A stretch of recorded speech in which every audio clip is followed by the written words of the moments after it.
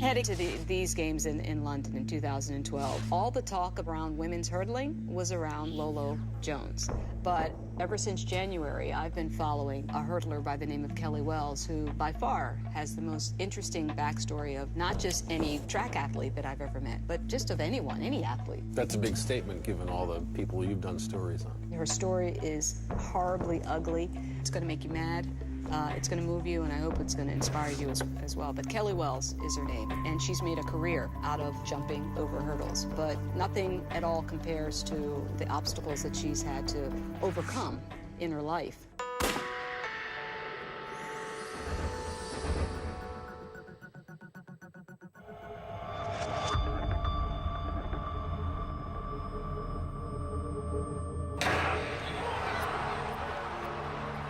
Every hurdle that she jumps over, it's like a hurdle that she has jumped over in her life. I got a bronze. My bronze feels just like the gold. Kellie Wells was born to run. Her father, Fred, a machine operator, and her mother, Jeanette, a teacher's aide, were high school track stars. Her older sister, Toni, competed on a track team in their hometown of Richmond, Virginia. And by the age of 4, Kellie was tagging along with her. I was in the way, I know I was, but like in my mind, like I'm just as big as you guys, I can do it. I can do whatever you're gonna do. So, I would, run behind them, and the coach would be like coaching me. And she had like this drive because she never wanted to give up, even when the coach would be like, this is too much for you, you're still little. She would just say no and keep going. By the time she was 8, Kellie was the fastest sprinter in her age group and was traveling across Virginia to compete with her track team. To cover Kellie's expenses, her mother had to work extra jobs. We were really close. She was my biggest fan, like when it came to track, and she supported me in everything. Kellie was a mama's girl. The more outgoing side of Kellie, she got that from her mom. The sweetness, she got from her mom. And her looks, she got from her mom. In 1990, just before her 9th birthday, her parents separated. Kellie's father moved out. Her mother, Jeanette, started seeing a man named Rick Gomes, who worked at the same school. I thought he was like the coolest guy ever. Like he was a PE teacher, so he was like into the stuff that I was into, sports. Like we'd play basketball and he would take me to go run. So I loved him as a child, loved him. The following year, Kellie's mother moved her sister, and her younger brother into Gomes's house in a neighboring town. That's when things started to change. It was like I met a different person. I was in his home, his rules, what he said went. I saw like his anger come out. He seemed to just have some kind of power over my sister. The way he spoke to her, it was like, get me this, do this. Don't say that. Don't sit that way. Button your blouse. And I'm just looking at him like, who's he talking to? And she said, oh, no, it's fine, it's fine. It just means that he loves me and, he really cares about me. He'd stay out like super duper late, drinking and doing drugs with his friends. And then my mom would be angry. So then they would argue about it and then they would just, go from there. Was he physically abusive to your mother? Mm-hmm. In what way?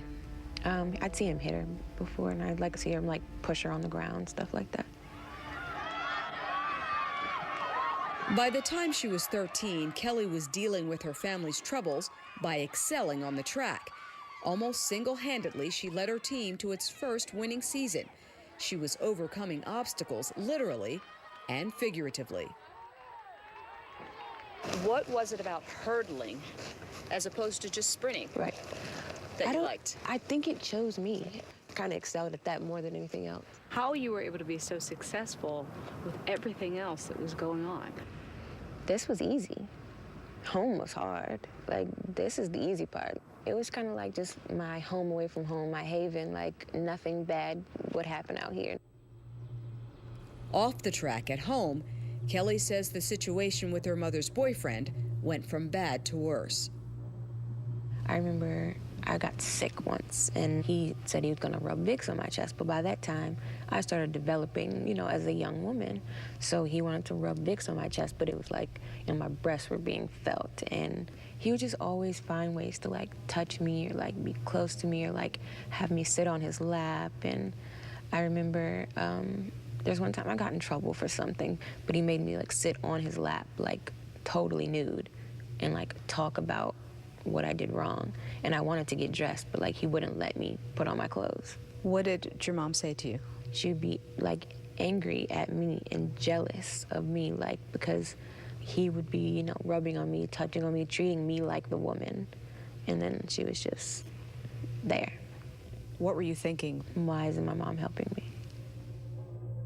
Kellie says Gomes continued to touch her throughout high school. He also threatened to punish her if she ever talked. Fearing her mom and siblings would be split up or that she'd be taken off the track team, Kellie decided to tell no one. Kellie did a really good job of disguising what was going on with her. It's like she was holding on to something, but you couldn't quite put your hands on it. Then one day in 1998, during Kellie's sophomore year, she left practice with a pulled muscle. When she got home, her mother's boyfriend, Rick, was there.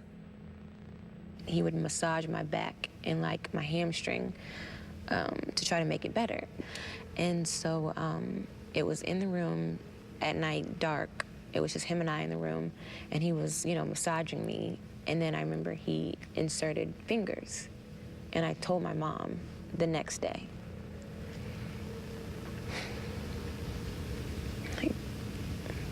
I don't really remember her being upset. How often was that behavior with you?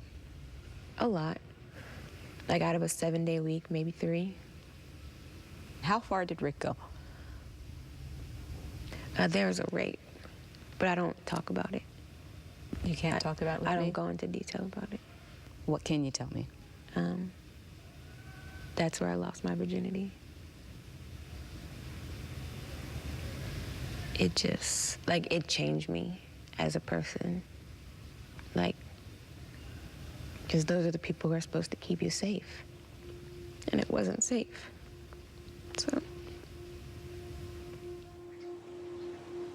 3 weeks after she says she was raped, Kellie moved in with her father, who lived in a condo across town. Kellie made a few comments that I've been through a lot. Well, Kellie, why didn't you tell me some of this before? What happened?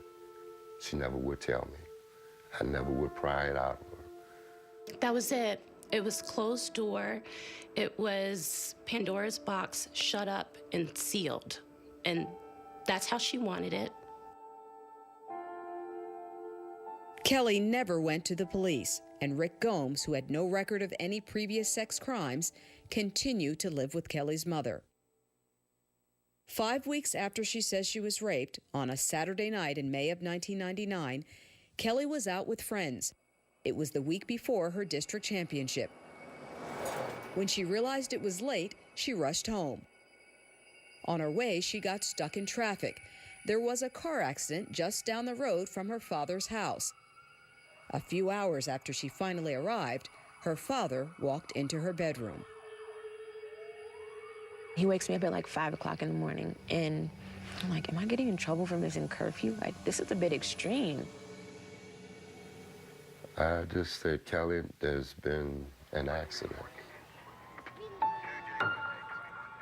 It was the accident Kellie had driven past on her way home. Rick Gomes was reportedly driving drunk when his car collided with another vehicle.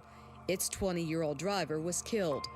In the passenger seat of Gomes's car was Kellie's 43-year-old mother, Jeanette. She was pronounced dead at the scene. I asked my dad, where's Rick? Because in my mind, I was going to kill him. That was it. If he was in the hospital with wires and tubes hanging out of him, I was going to rip everyone out of him. And my dad was like, well, he died too. And I was like, good.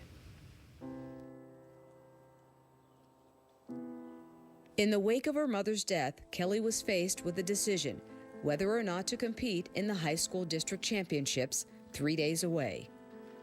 If you say you're going to do something, you just do it. Like, that was my mom. Like, if she said she's going to do it, she's going to do it. And I knew my team relied on me heavily. She ran a race. It was a huge meet that week. It made sense that if that's how Kellie wanted to deal with it, was to run, then that's what we were going to support her by doing. Kellie broke 4 meet records, won 6 events, and led her team to first place. The very next day, she buried her mother. When she was gone, like, I didn't want to taint her image, because we've all been a slave to something. We've all had an addiction, and she just was so weak for him. And, like, I never want anybody to say anything bad about her, like, ever.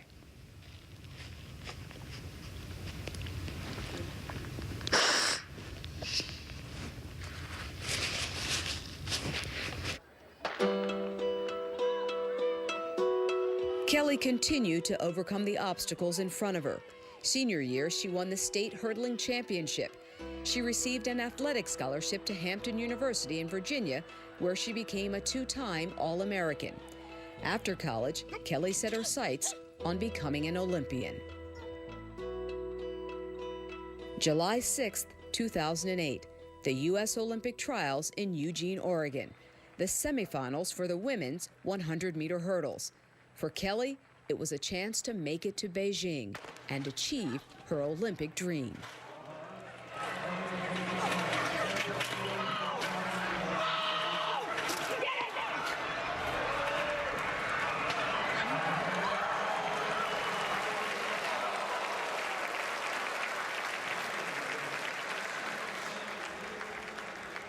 I couldn't get up because it just hurt so bad. I was just crying and crying and crying because I felt like my Olympic dream was like stolen from me.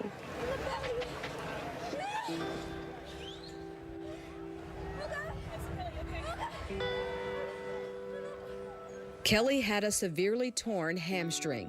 Doctors told her she may never run again, and if she did, they said, she would never regain her speed.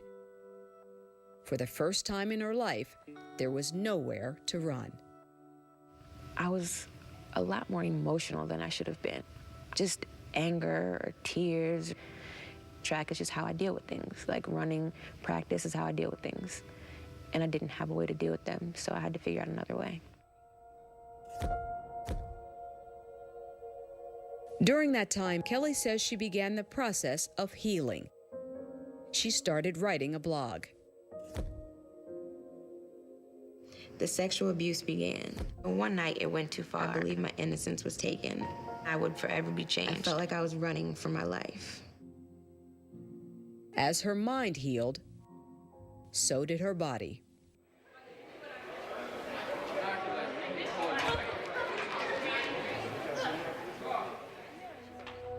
June 26, 2011, the U.S. Outdoor Championships in Eugene, Oregon. Kellie is on the same track where her Olympic dream had been shattered 3 years before. This is the final of the 100-meter hurdles. And this is a good start in the first hurdle. And it is Crawford, Carruthers alongside. And here comes Harper as well. And coming down to the line, it's Kellie Wells that has the lead. Final hurdle, and Wells will win it with Crawford in second. So she makes her first world championship team. The wind is legal, 12.50 it's been lining up to for Kellie Wells. And we talked about her disappointment. Every hurdle that she jumps over, it's like a hurdle that she has jumped over in her life. I think I'm much more equipped to deal with it now, and I don't hold a sadness in me anymore. I feel free. National title and overcome with emotion. Kellie Wells.